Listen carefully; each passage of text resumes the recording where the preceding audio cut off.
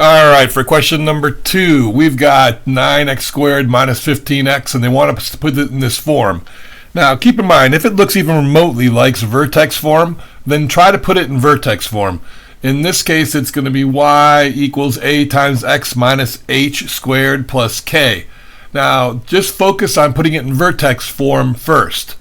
So in this case, we're going to need to find the x part of our vertex, so we're going to use the formula negative b over 2a.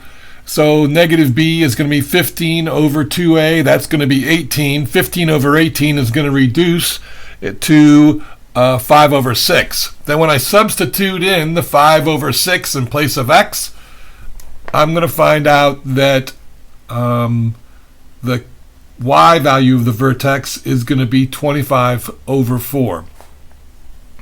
So now I've got the x and the y part of my vertex, and I can write it in vertex form. So let's go ahead and just do that. Just to refresh your memory again, I'm going to write it over again here. Y equals a times x minus h squared plus k.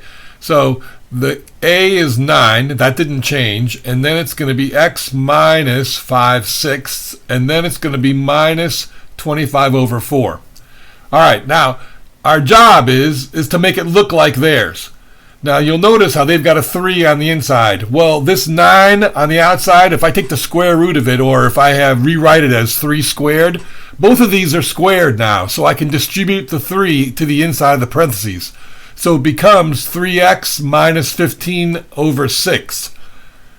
And see, now all I've got to do is finish it, and it looks like theirs. A is negative 15 over 6, and B is negative 25 over 4.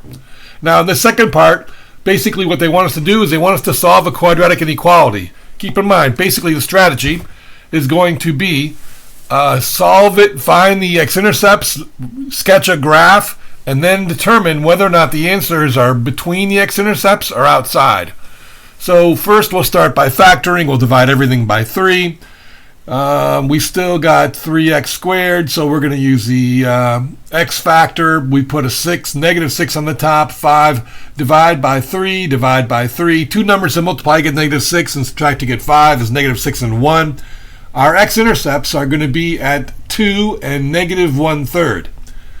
So now what I'm going to do is I'm going to draw my sketch, and it doesn't have to be anything fancy. I've got negative 1/3 somewhere over here, and I've got 2 over here somewhere. I know it opens up, so it's going to look something like this. Now keep in mind, my answers are either between the x-intercepts or outside the x-intercepts. And the easiest way to find out is just to use x equals 0 and check wherever that area is.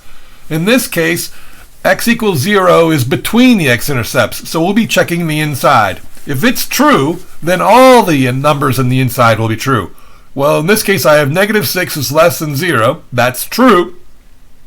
So not only will 0 create a solution, but any x between those x-intercepts will be a solution. So the way I tell people my answers are between two numbers is I go like this: x is less than 2, x is greater than negative 1/3. And that's all there is for that one. Let's go on to the next.